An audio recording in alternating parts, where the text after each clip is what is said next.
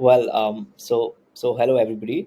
Today, today we're going to talk about SIPs, and we're going to do it the right way. When I say right, it's not RIGHT. It's WRIGHT. So we do it the right researchers way. Um, Also, first things first, anybody who's watching this on a Sunday, thank you so much for tuning in and actually taking out the time to understand one of the best ways to actually invest in the financial markets. We promise that the next 10-15 minutes of yours would be truly insightful, as we would be providing you immense information about how SIP works.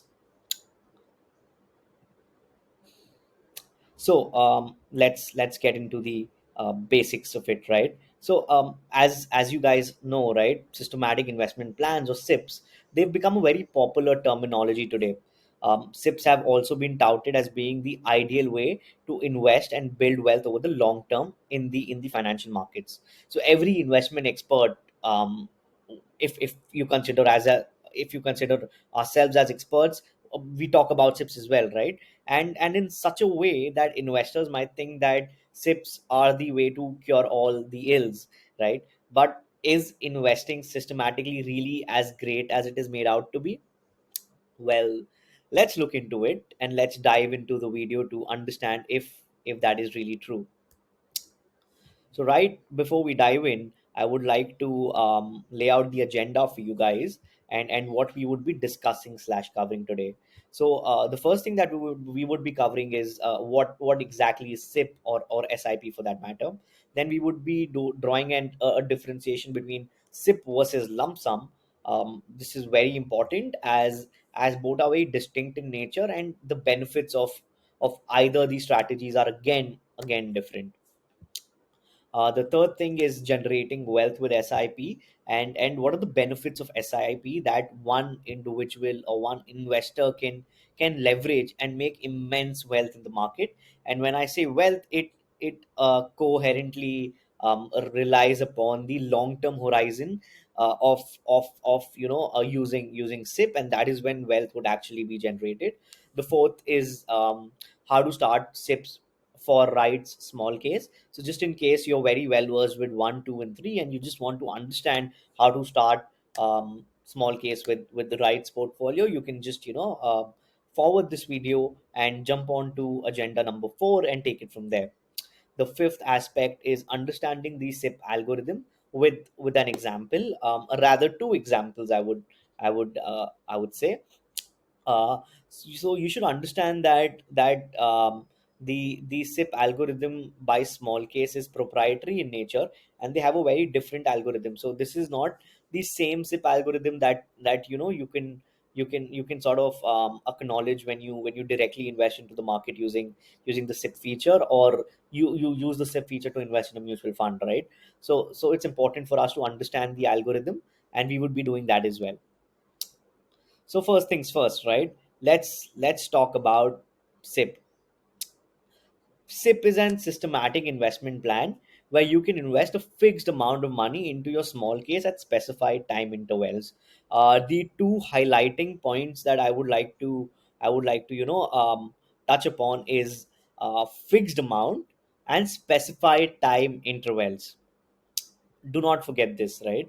Also remember, the SIP feature is aimed at aiding you in developing a disciplined investment habit, right? Apart from that, if you look at the screen right now, you can invest in small cases using the SIP feature with four arenas, right? You can either do it on a monthly basis, on a fortnight basis, a quarterly basis, or even a yearly basis. And right before we actually get into everything else, the other important bit to understand is the philosophy of SIPs, right?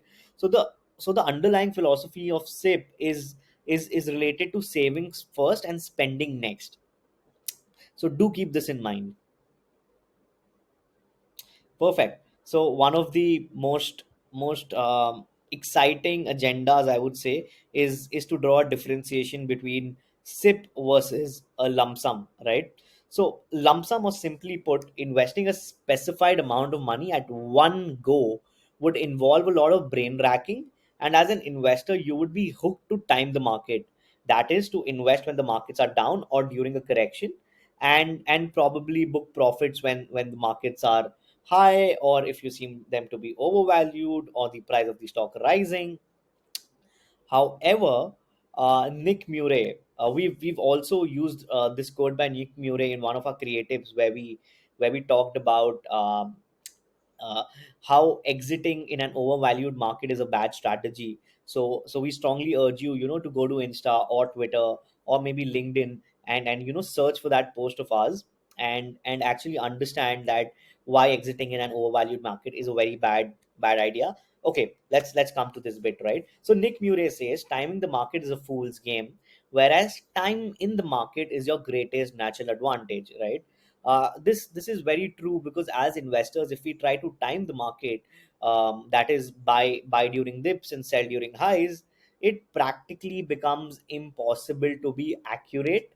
Apart from being accurate, the number of chances that you ought to do so become very minuscule in nature, because let's look at the market from a cricketer's perspective and say that the capital in the market are the amount of balls that a batsman would get to actually bat, right? So you have a finite amount of capital that you would want to invest in the market. So the chances of you trying to time the market would probably result in you actually losing wealth and not making wealth, right? So when we talk about SIPs versus lump sum, SIPs are very periodic in nature. You invest at regular intervals, and those intervals are specified by you. However, during a lump sum, there's a one-time investment that you directly invest in the market. And when we talk about lump sums, you try to time the market, and that is where the ball game changes and people start losing a lot of wealth. Okay, great. So I think the next bit is to actually understand uh, how can we generate wealth with SIP for that matter, right? So there are various benefits of going the SIP way, and we would be covering each of them, right? The first benefit is rupee cost averaging. So buy more when the price is low and less when the price is high. When you are investing via SIPs, you are investing a fixed amount on a fixed date. If on that date the stock price is high, you will have a lesser number of shares, and vice versa. This ensures that you invest more at lower prices and less at higher prices, and hence your overall cost of acquisition gets averaged out. So as investors in the market, and when we try to buy a stock, the everything boils down to one thing. Okay, what's the average price that we bought the stock for, right? And that would actually determine whether we make a profit or a loss when we try to sell that particular stock. So when you go the SIP way, it helps you benefit the rupee cost averaging point, right? Where you just average it out, because you are not trying to time the market, and you're just investing in a periodic way. So that would average out the price of your investment. The next important bit about SIP or SIPs, or the benefits of it, is to protect yourself against market volatility, right? So again, revising back, time the stock market is one of the toughest things to do for an investor.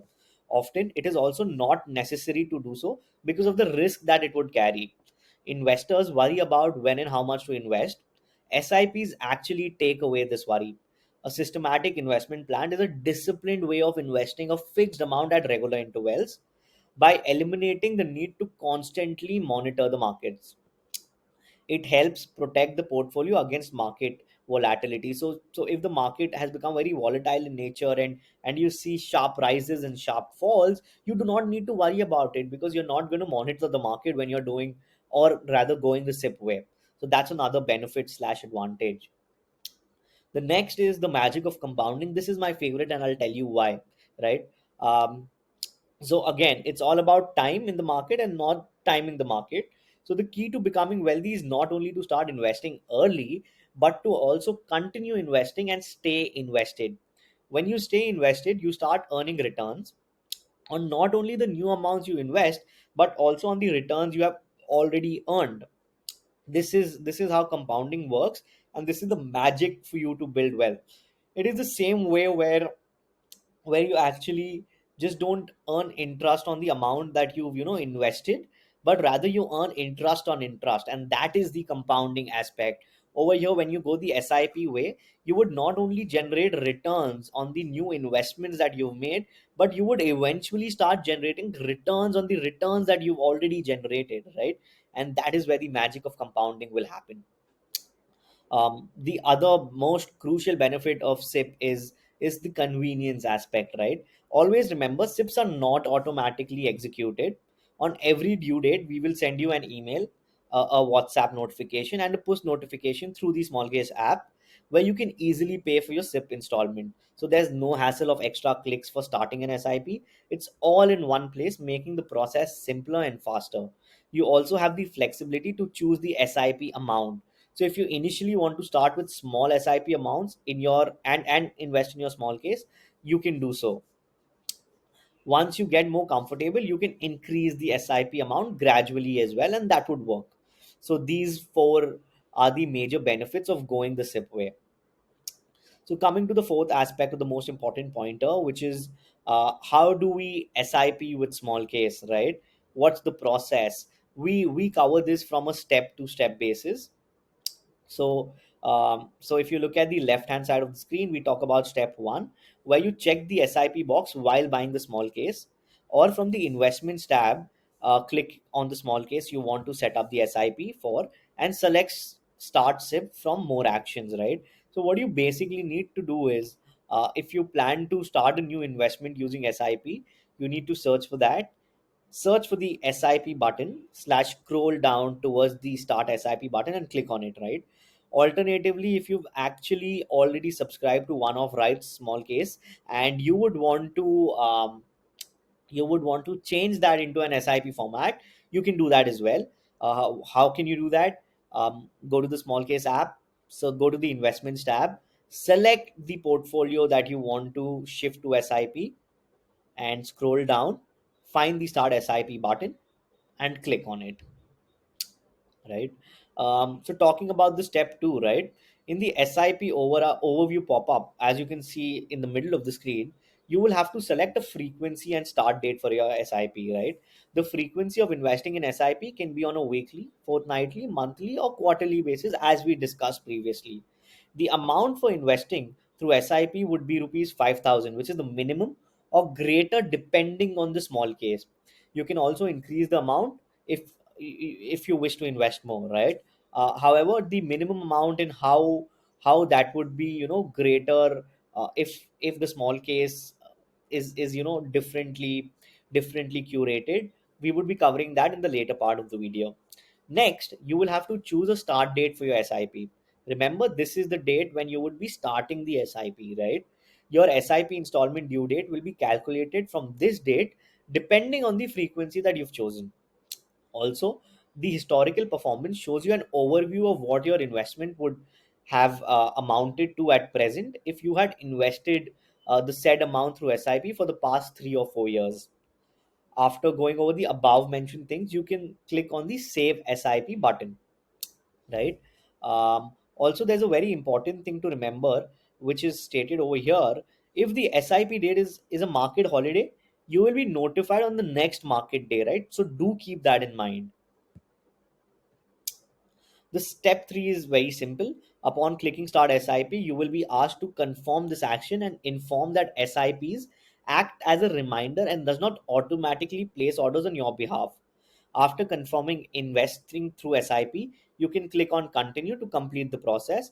Or if you want to make any changes to the frequency start date, you can click on edit SIP. You are free to edit your SIP at any given point in time.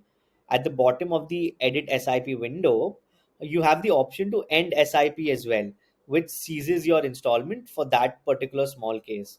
So what I'm talking about is in this slide, right?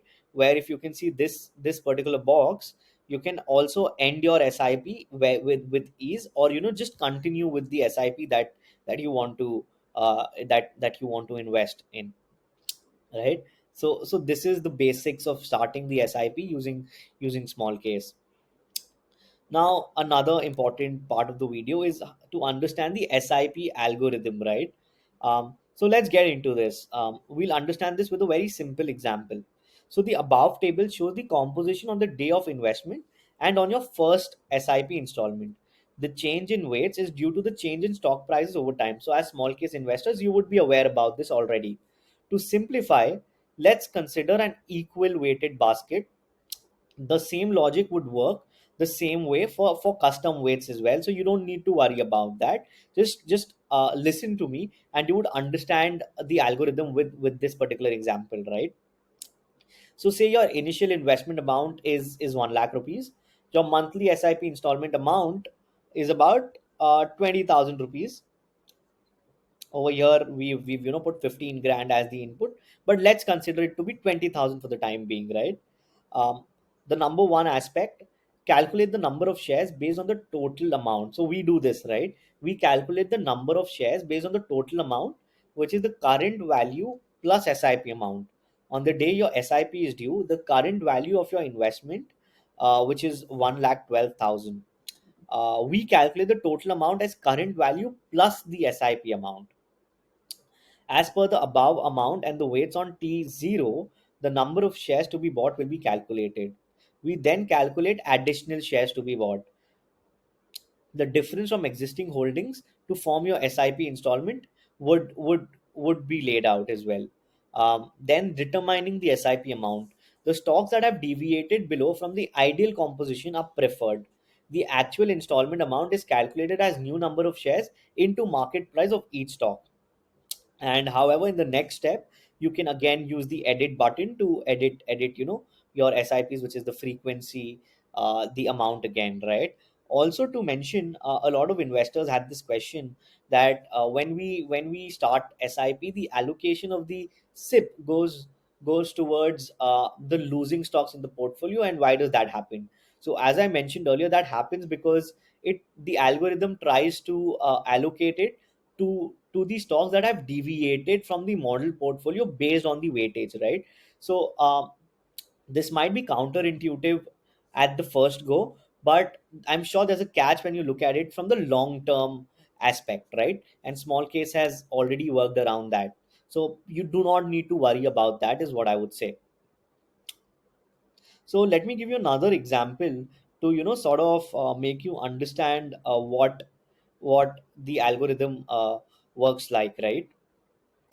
uh, so the minimum SIP amount for private small cases follows a simple logic. What I'll do is, just so that you don't get confused, I'll slide away to the first slide itself, where we do it the right way, right? So as I was saying, the minimum SIP amount for private small cases follows a logic.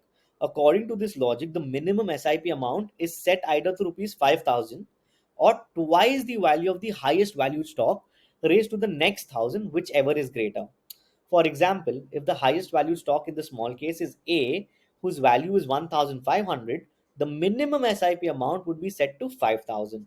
This is because twice the value of A raised to the next thousand is still 4,000, which is less than 5,000, correct? If in this case the value of stock A in the above example is 3,000, the minimum investment amount would be set to 7,000. That is twice the value of A raised to the next 100. This might be a little overwhelming again in the start and for new investors, but as you get into it, it would become much easier for you to understand. Also, there is another important thing that we would want to talk about very briefly, right?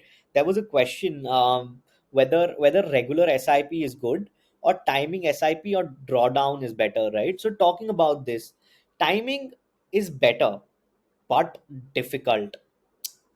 Hence, for relatively new investors, it is better to start with regular SIP, get into the habit of investing, and then look at timing the SIP a bit later. So don't do the timing, don't look at the timing aspect from the start itself, right?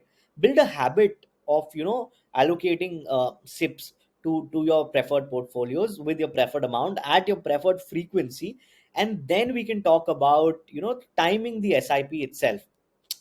So I think we've covered all the major agendas that we were looking at in today's video. Just a quick snapshot of all of it. However, if you missed out on anything or you want to wrap your head around something in detail, we would be releasing a blog around the same. Feel free to read the blog. Alternatively, you can scroll through the video in different parts and go through the same. So this would be all for today. Thank you everybody for tuning in, giving your time and understanding this exciting and the most appropriate way to actually invest in the financial markets. Do not forget to hit the like button, subscribe to Rights channel, as we've got exciting stuff lined up. We would be talking about a plethora of topics, burning questions that investors have, and covering various aspects of the market as the markets evolve, because the markets are very dynamic in nature. So do hit the like button, drop a comment if you have any queries. Feel free to email us and we are happy to help. Signing off. Thank you so much.